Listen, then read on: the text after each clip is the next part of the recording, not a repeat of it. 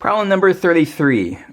We are being asked to fill in the blank, complete the sentence here about how to evaluate the limit. I want to do this in two passes. First, I want to just kind of figure out which one of these arguments could potentially work without doing any calculation here, and which arguments are bogus. So let me highlight what I would mean by a bogus argument here. Take a look at choice E.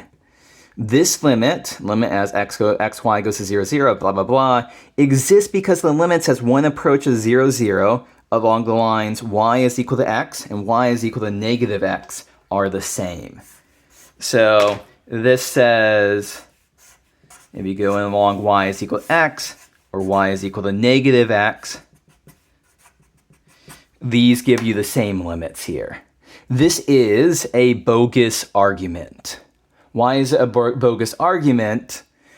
This only, a limit of a function of two variables only exists if the limits along every path to the point in question are the same. So we're just told the limit along these paths is the same, but we're told nothing about the limit here, the limit here, the limit here, the limit here, anything like that. And so this isn't enough. This isn't enough. Bogus argument. Let's see here. Choices C and D, because x squared times y squared over x to the fourth plus y to the fourth is a composition of continuous functions. It's not a composition of continuous functions, it's quotient of continuous functions. And clearly, we are going to have trouble at 0, 0. The function's not defined at 0, 0. This isn't defined at 0, 0. It can't be continuous at 0, 0.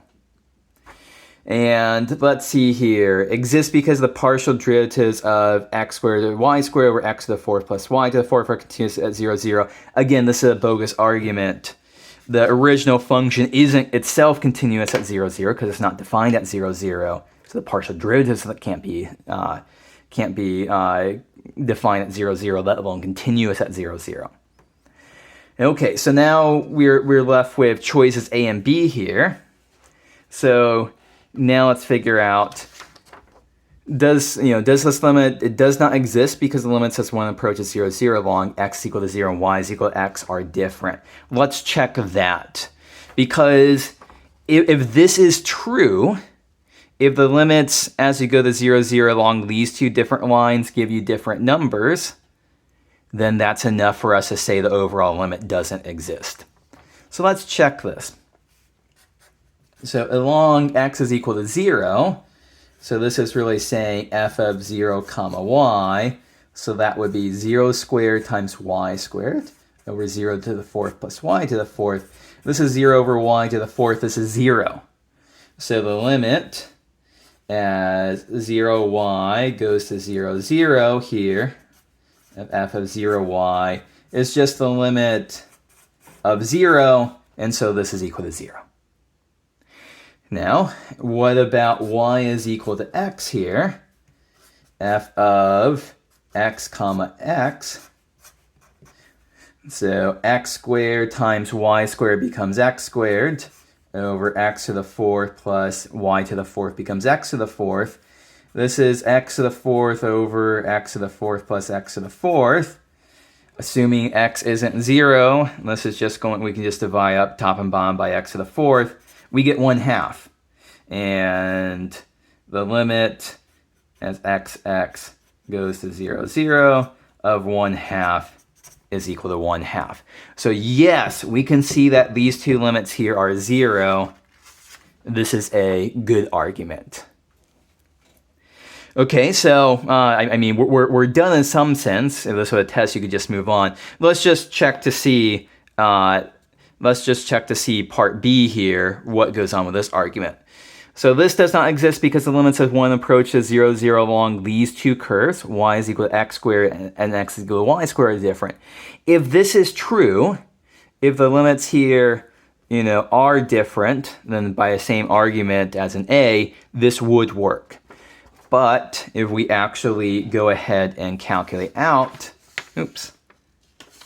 if we actually go ahead and calculate out these limits here, so we have y is equal to x squared. So now we end up with x squared times x squared squared over x to the fourth plus x squared to the fourth. This will be x to the sixth upstairs. This will be x to the fourth plus x to the eighth downstairs. Assuming x is not 0, dividing out by x to the fourth upstairs and downstairs gives us x squared over 1 plus x to the fourth. And the limit as x goes to 0 of x squared over 1 plus x to the fourth, 0 over 1 plus 0 is 0. But instead we try x is equal to y squared. So this would be y squared squared times y squared over y squared to the fourth plus y to the fourth. This ends up as y to the sixth over y to the eighth plus y to the fourth, dividing out by y to the fourth, y squared over y to the fourth plus 1. So the limit as y goes to 0 of this is going to be 0 over 0 plus 1 is also 0. So in this case, it just so happens that these two limits are the same here, so this is not sufficient to show that this limit does not exist. Okay, so that was problem number 33 here. Let's take a look at problem number 34. So we are given this contour map, and we are asked 5 problems about it, 5 parts about it. First off, find the gradient of f at 0, 1. So note here that we have crossing contours, that the contours here cross, and they're not parallel with each other. This implies that this is a saddle point, and the gradient of f at 0, 1 must be the 0 vector. Why is this? Well, think about what we could say about the gradient. So we know that the gradient of f at 0, 1 must be orthogonal to the contours there. So it must be orthogonal to that contour. It must also be orthogonal to this contour. Well, we can't have a vector that's pointing both in that direction or that direction and in that direction or that direction at the same time. Orthogonal means that the dot product with the direction vectors of the contours must be 0. So the gradient f dot u1 must equal 0, and the gradient f dot u2 must equal 0, where u1 and u2 are direction vectors for the contours. How can we achieve this? This must be the 0 vector. So we can exactly determine the gradient of f at 0, 1 from this chart. Okay, part B here. Circle our best estimate for the absolute max of f on D here. Let's see here. Our contours, -3, -2, -1, 0, 1, 2, 3, 4, 5. It looks like we have a local max over here of about 5.5. But we go in this direction, 0, 1, 2, 3, 4, 5, 6, 7, 8. We get a little bit bigger than 8 here. And so 8.5 would be my estimate here. For the absolute minimum value, let's see, the smallest contour we see here is -3. And so this is going to be a minimum going on here. 0, -1, -2, -3. Somewhere in here, it must be a little bit less than -3, but not as small as -4. So my estimate there is going to be -3.5.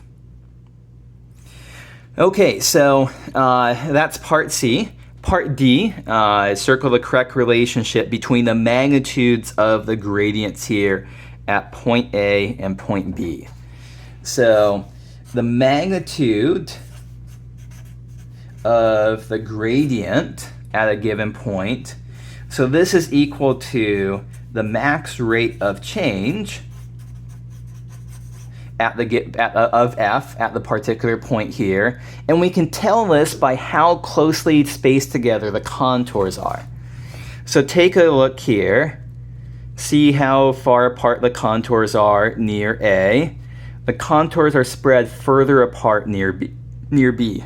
And so this says the gradient of f at A is bigger than the gradient of f at B, because the contours are spaced closer together. The closer together the contours are spaced, the more rapid is the rate of change.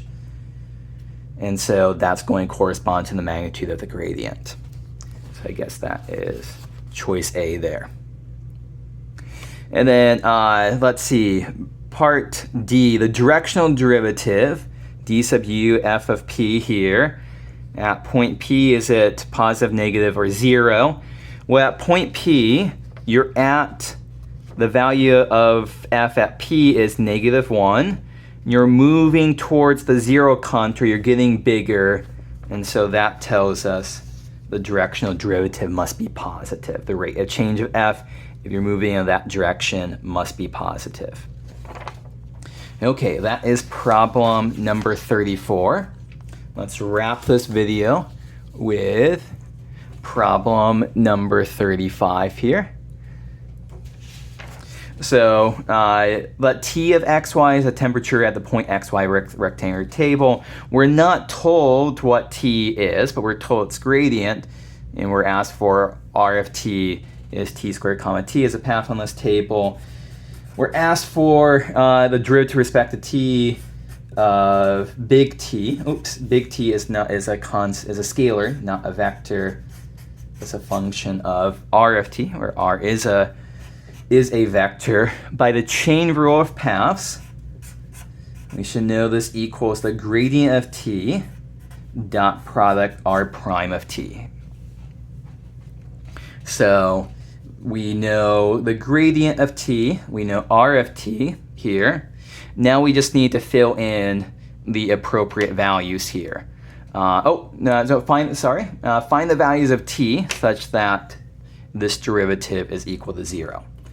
So the derivative, R prime of T, is 2T comma 1. So that's going to be the right side of the dot product. For the gradient, what we have to do here is that we need to replace y and x with t and t squared respectively. So 8y becomes 8t minus 4. This is really what we're doing here is we're evaluating gradient t at R of t here. So 8t minus 4, and then 6t squared plus 2t dot product with 2t comma 1. Okay, so what do we end up with here? 8t minus 4 times 2t is 16t squared minus 8t plus 6t squared plus 2t times 1, 6t squared plus 2t. And so now we just need to solve this, set this equal to 0 and solve. What do we end up with? This is 22t squared minus 8t plus 2t is minus 6t. We can factor out a t here and get 22t minus 6 is equal to 0. So we see the two solutions are t is equal to 0 and t is equal to 6 over 22.